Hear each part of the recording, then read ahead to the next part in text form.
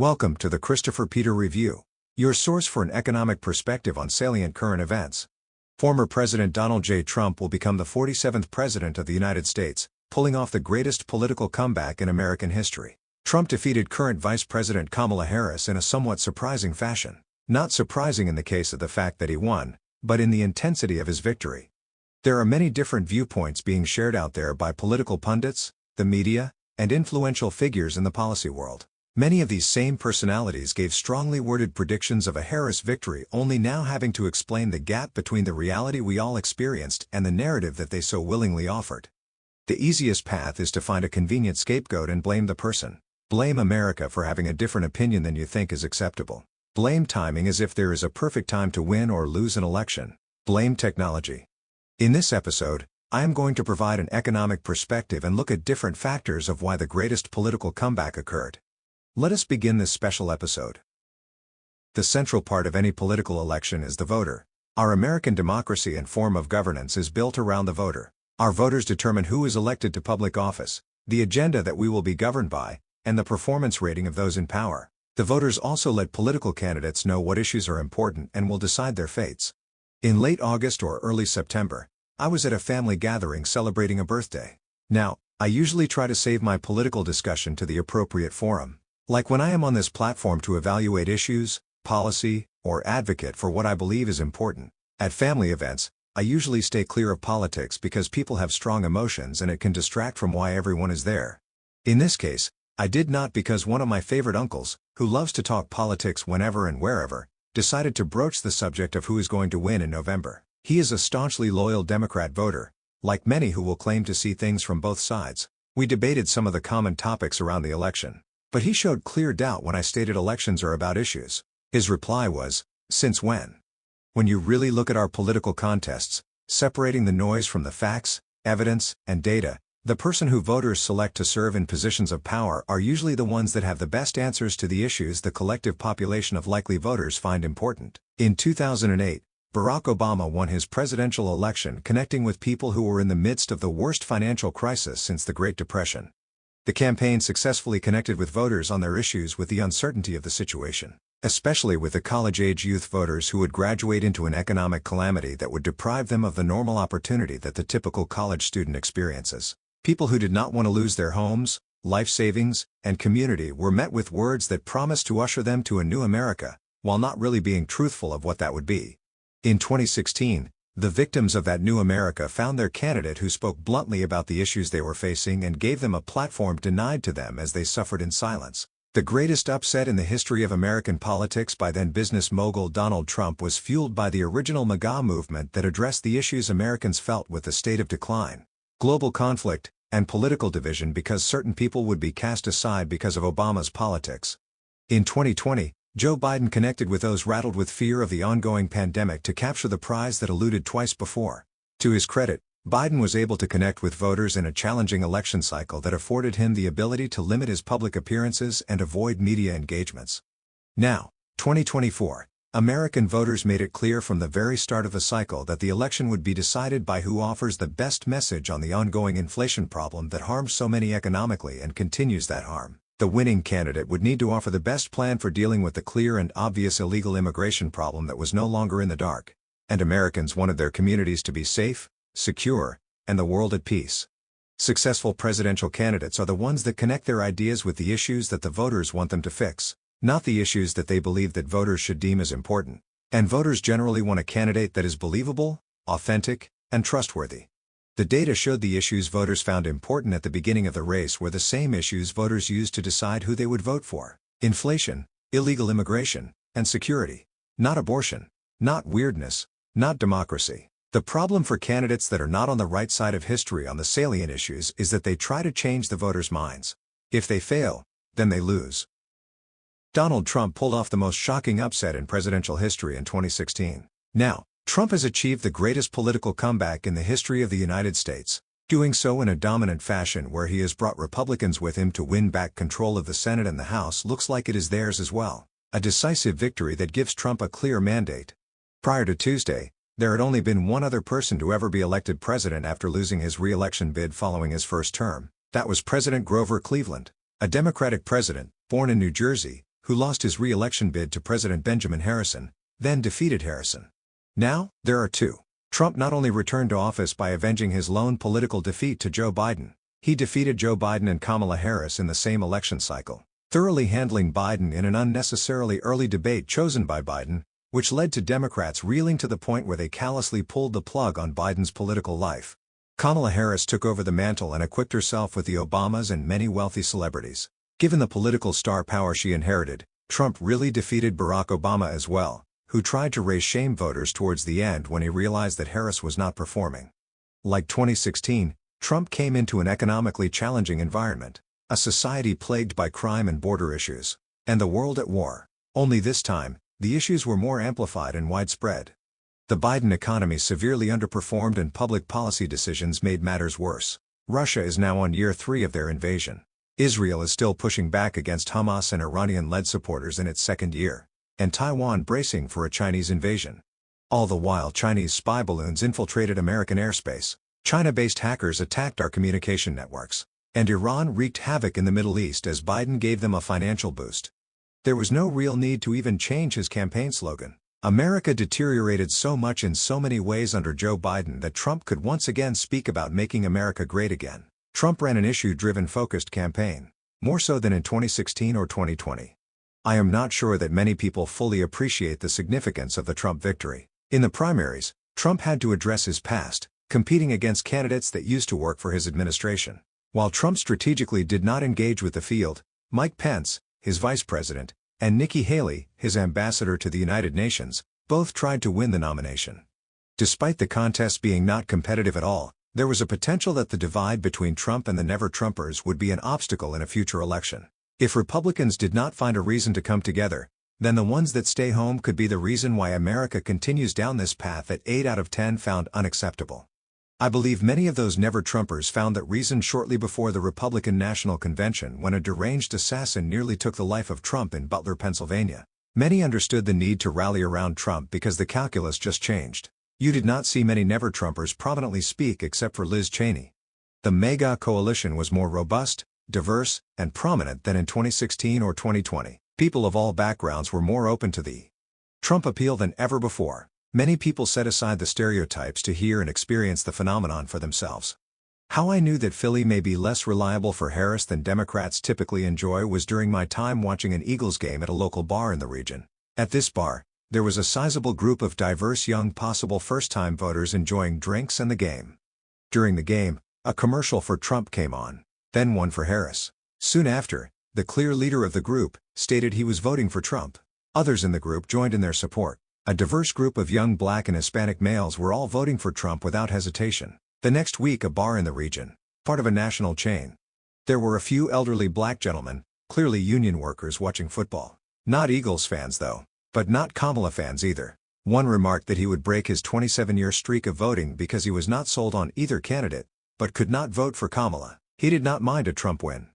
It was not like these individuals were asked or polled at the bar. Just responses based on seeing political ads that saturated the Philly television market. Even through the Philly metro area, I noticed houses that were Biden in 2020 now were Trump this year. A clear expansion of the Trump base beyond just the mega Republicans or reliable Republican voters. Part of the broadening appeal was not only the yearning for an economic policy agenda that created real jobs and opportunity without strings attached. An economy that saw their effort, ingenuity, and perseverance, not just their identity. People were tired of seeing so much deterioration and told they cannot complain or they are all the ists or simply cancelled. I believe people started to see the problems Trump spoke about firsthand, like I did while in Long Island and seeing illegal immigrants being bussed in under the cover of night, fleeing to the nearest train station to disperse, seeing crime happen and police not enforcing the law because they were supposed to consider identity and overall stats rather than the victim. People were waking up to the need for change. But there were some real obstacles that could get in the way of America choosing that change. Would Trump deviate from the disciplined campaign he was running that was heavily focused on issues and connected directly to the needs of everyday Americans? Would Americans look past the manufactured media narratives and predictable celebrity endorsements? Like always, Republican political candidates have to compete with a media that prefers liberal to progressive politicians. Celebrities like Taylor Swift, Beyoncé, and others endorsing Democrats in a timely manner. Hard to overcome this type of messaging for some when one side is taking reality and the other is trying to lure you with a good time. Trump countered this swell of celebrity support with engagements with people like Elon Musk, who runs the company that produces the only marketable electric vehicle that people enjoy, connected with conservative news personalities who were skeptical of him in the past, only to really support him this year, and earning the support of the host of the top podcast in the world because he saw and understood all that was going wrong in the world. Not me, I mean Joe Rogan. The consistency and discipline shown on the campaign was clearly evident in his selection of Senator J.D. Vance of Ohio as his vice president. While some had their reservations, I was one of them. Vance proved to be the right selection and really did a number on Tim Walz during their debate. He is bold, direct, relatable, not the typical middle-of-the-country Republican conservative.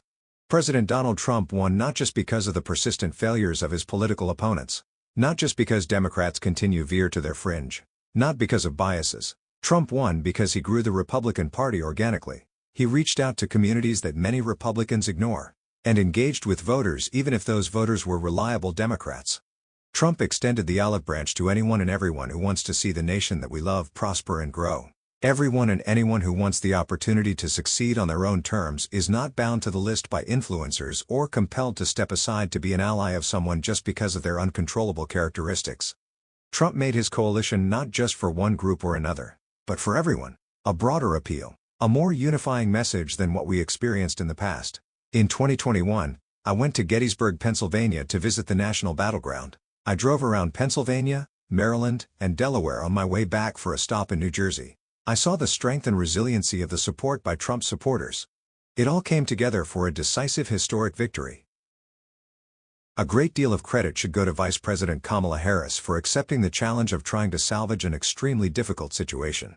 To replace a candidate that already went through the primary cycle and already engaged with their opponent is extremely difficult, especially when you are in the losing position at the moment.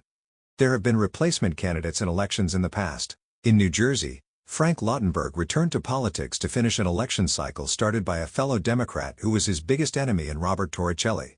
But Lautenberg was in a then deep blue state. Following the debacle that was the first debate, Kamala would inherit the legacy of the Biden administration, but the available funds as well. Because of the money, she was in the driver's seat to replace Biden, who clearly was not going to be able to continue campaigning. Harris, who ran against Biden in 2020, only to drop out before any votes were cast, would get a dream opportunity. As many outlets reported, Kamala Harris infused many staffers who served on the Obama team during his campaigns, ones that were highly engaging to voters and were innovative in messaging, starting the now common project, deflect, and distort approach to defining one's opponent. The challenge Kamala Harris would have is crafting a personally unique platform, political brand, and strategy that differentiated her from Joe Biden, but was respectful to her current boss, something she seemed to feel was important, probably not wanting to alienate the base of voters that she would need a few months later. The platform was not really anything authentically new. Much of it appeared to be a regurgitation of traditional Democrat principles, heavily focused on abortion as a women's right, focused on identity, demographic issues that were the staple of the party. Eventually, she did attempt to take a Trump-light approach. She wanted to appear like she was going to be tough on the border, or at least tougher than during the Biden administration, an issue that she appeared weak on despite being assigned that duty during her time as vice president. She talked about tax cuts for the middle class, projecting the claim that Trump would only cut taxes for the wealthy. At the same time, she spoke of raising taxes on the wealthy, corporations, and investors. Democrats make taking money away from those who earn it a staple of their economic agenda. Harris wanted to change the narrative around inflation. Despite the clear evidence that inflation was a direct cause of the Biden-Harris economic agenda, she chose to project the issue as one related to price gouging by greedy corporations, who never lower prices despite slight drops in the increases in prices, not considering the business reality that inventory to be sold still costs the same as when its inputs were purchased. She reportedly accepted the suggestion that high-level plans were better than detailed nitty-gritty ideas. Rather, the focus would be to project attributes to Donald Trump in the hopes that voters would find him unfit for office. The plan was to use highly triggering characteristics to paint a fabricated picture in the general public's eyes. A major problem with their plan was that the public did not know who she was. During the whole cycle, I have never spoken to a Harris supporter who could state why they are voting for her other than they were voting against Donald Trump. Many did not know her to be able to say what she stood for. It was more of what was said about Trump. Personally, I believe that voters should cast ballots for a candidate, not simply against another. The idea that you simply vote against another without knowing the person you cast a ballot for is naive. If you are going to do that, then you should consider doing a write-in ballot.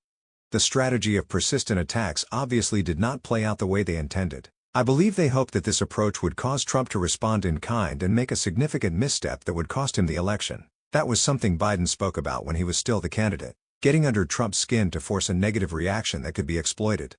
To her credit, her debate performance against Trump showed Democrat voters that she was more game than anyone really gave her credit for in the past. She did not do a great job during the 2020 debates, so no one really knew how she would perform. But she performed better than expected, despite some expected awkward quirks that define her.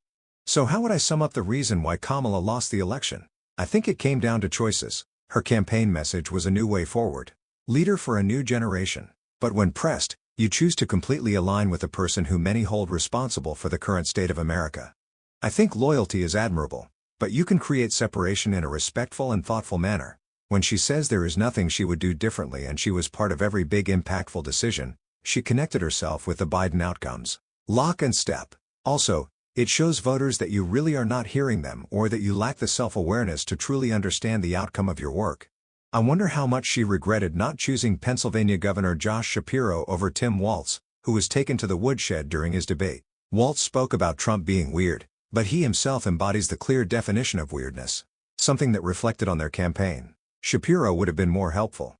The whole campaign lacked a clear identity. There was a clear lack of authenticity. She wanted to portray a moderate, but she claims her values have not changed one bit, conflicting with her progressive ideals that she previously displayed unabashedly as a senator and vice president.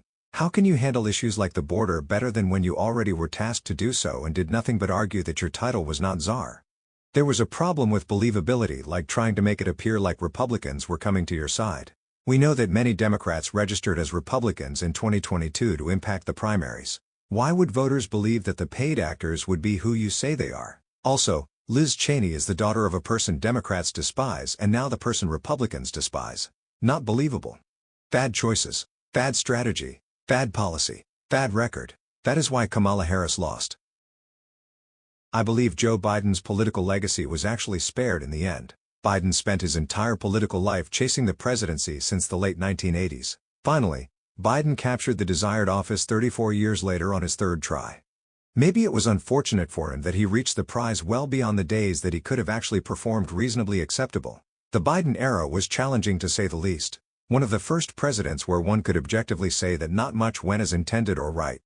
Biden inherited a society and economy poised for a rebound, a world at peace. Even with 3 vaccines, more people died under Biden than Trump during the same time period of the COVID-19 pandemic. The economy was hamstrung by political obedience rather than economic reality.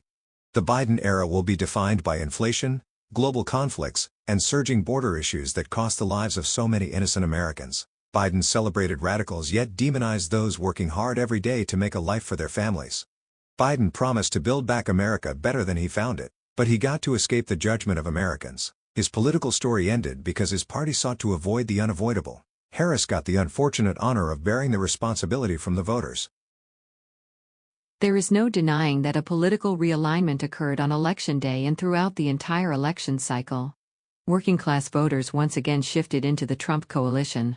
More Black and Hispanic males felt comfortable to openly support and vote for Trump. But there were more that occurred. In 2016, we saw the extent Democrats moved away from the influence of former 2-term President Bill Clinton, when former President Clinton reportedly offered advice that hit the political nail on the head, but was summarily rejected. Saying this is no longer your political party. He was right. They were right. There are reports once again that Bill Clinton warned about the transgender political issue, but Harris team officials rejected the notion, saying their polls do not show that. News organizations report that the Trump ad stating that Harris is for they/them and Trump is for them made a major impact. So we can see the cemented loss of influence Bill Clinton has on the party he lifted out of the shadows in the mid-90s. Fast forward to today. Are we seeing the same move away from Barack Obama, who resorted to begging and shaming voters during the final weeks of the campaign? Not that long ago we saw almost every candidate Obama supported lost in the midterms. And highly successful members of his campaign staff completely whiffed in this year's election. Not able to lift Harris anywhere close to the finish line. America has changed greatly since he was in office. Social media that was championed and embraced by his campaign team are now vilified by his political party. Ideals that Obama championed are now being seen as the source of our societal problems. America did not shift in its values. Democrats just went off and embraced the fringe and made them the center point of their political movement. Americans just realized the truth and decided to no longer deny what they saw, heard, and experienced. Americans want opportunity, not a government-centered sorting of people based on identity. If we are all equal, then we should all compete on a level playing field without any interference or a tipped scale. America is not systemically racist, even though there are racist incidents and there is hate held by a few. Americans support democracy and want their voices heard. They do not want to be censored or told what issues are important and what issues they are too defective to understand. Despite what progressive elites think, the average person can tell what is right and wrong, based on facts, evidence, and data. Not simply because of what they think of the speaker. Americans want safe communities and secure borders. Americans of all backgrounds support immigration, but want it to go through legal channels. Americans support law enforcement and want those who fail to live up to the responsibility of their duty held accountable as well. All criminal acts should be prosecuted. But lawfare is not acceptable in our democracy. Law enforcement should be unbiased, consistent, and fair. Americans just wanted our nation to be America again. No longer believing the progressive myths. A group that we should no longer coddle. They project and deflect many of the undesirable behaviors on others for actions they are the ones who are actually doing them. Americans did not care about abortion as much as Democrats wanted them to. There are some crazies who have irrational fear of a loss of rights, which is completely irrational. You actually have more rights now that you can say what you want. Trump ran on the issues that the broadest segment of Americans felt were important. Issues that impacted every American. On the other hand, Kamala ran on issues that Democrats typically try to elevate and with the use of scare tactics. What is more scary is the fact that someone can think that they can admire a situation that 80% view as unacceptable and call yourself a change agent? The right candidate won. A big thank you to all of you in the audience. Your viewership is appreciated and valued. Congratulations to President Donald Trump, Vice President J.D. Vance and their entire team. Congratulations to current Vice President Kamala Harris for accepting the difficult mantle even though she was defeated. I have great respect for anyone who accepts the challenge and all that goes along with running for public office. I may not agree with their politics or ideas, but I do believe that to some degree all public servants want to do some good. Please follow the Christopher Peter Review on social media and continue to visit www.crcreview.com for new episodes. Thank you once again. Until next time.